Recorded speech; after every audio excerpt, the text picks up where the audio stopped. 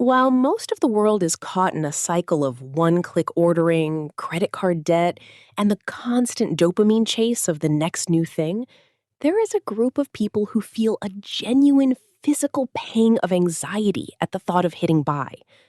To an outsider, they might look cheap or stingy, but for them, a growing bank account isn't about greed. It's the only thing that makes them feel safe. If you've ever felt a wave of guilt after buying something you actually needed, or if you find yourself obsessively checking your balance, even though you know you have enough, stay with me. Because what's happening in your brain has nothing to do with being bad at enjoying life. In fact, according to behavioral finance, your mind is running a highly survival program that most people simply don't have.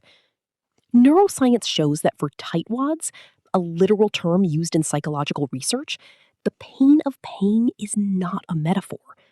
When you spend money, your insula, the same part of the brain that processes physical pain, lights up like a Christmas tree. While others get a dopamine hit from shopping, you get a literal threat signal.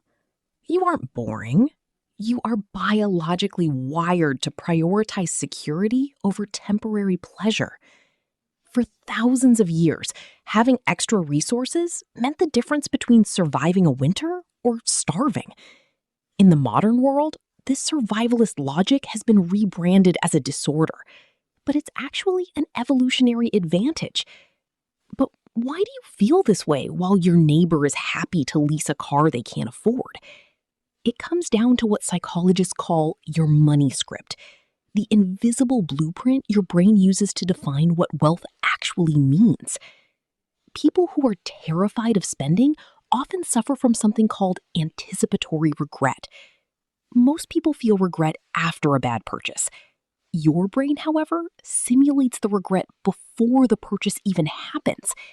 Your prefrontal cortex is so efficient at calculating future risks that it treats a $50 dinner as a potential threat to your retirement. This isn't a glitch. It's a highly developed protective mechanism. Notice how spenders say, "I bought this," but savers say, "We have this in the bank."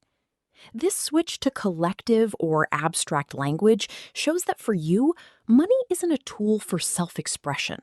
It's a tool for autonomy. You don't need external symbols to feel successful.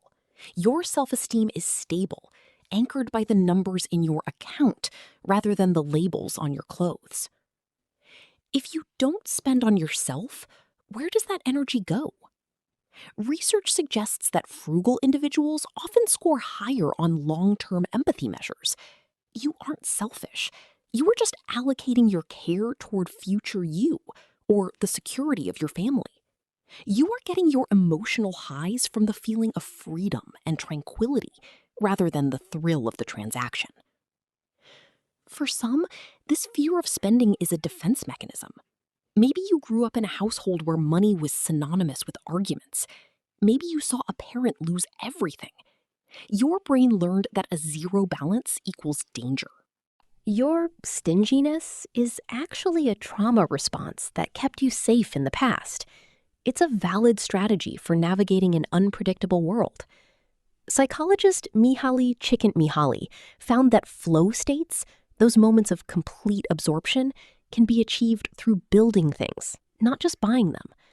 While others spend 3 hours shopping for things they don't need, you are engaged in the flow of your own life, your own projects, and your own growth.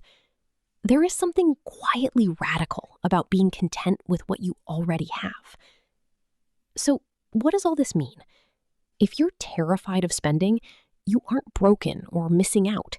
Your brain's reward system, your survival instincts, and your empathy are simply calibrated differently. The next time someone calls you frugal, remember you aren't boring. You're playing a much longer game than everyone else.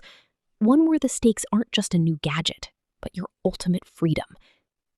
If this resonated with you, you're probably going to love why your brain treats a $5 coffee differently than a $500 car repair, and why that specific cognitive bias might be the secret to building real wealth. Click this video to find out why your brain's math doesn't always add up.